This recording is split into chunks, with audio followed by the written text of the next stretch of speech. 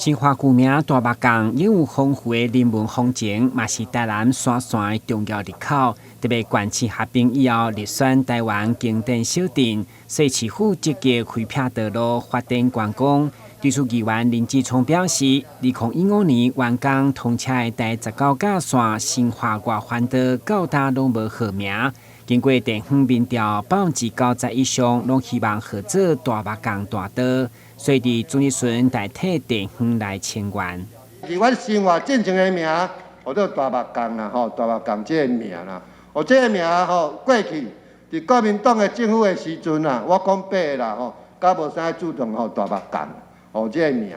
但是经过这20-30冬了后，对无？大家对着地方的感情豆豆仔增加的时阵。怀念着过去的感情，所以生活啦我调查了后伫阮开放我的脸书 FB， 人来表示意见，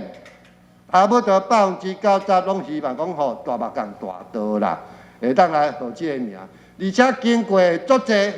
有咱的迄个第二部落啦，顶下较的部落非常济部落，希望咱市长包括咱的民政局长啦会当从善如意，来接受到地方的声音安尼啦咱议员你建议的这部分提议的这部分，我拢会尊重。有这主要道路就是要让大家容易辨识好认路啦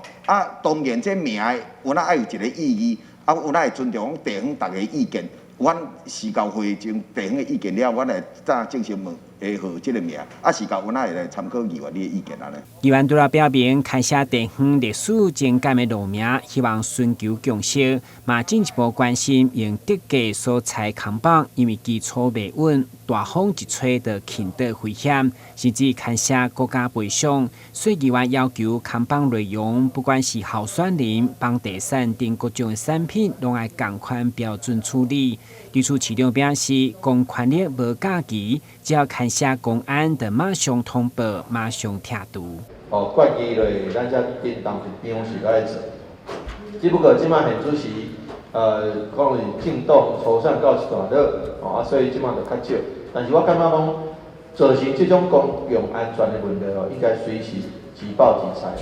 根据了解，违规广告的部分，其实议会已经有全面拆除的共识，所以市府对今年初以来已经拆除约8万件，就希望为公共安全来把关。台南新闻，阮志林跟采访报道。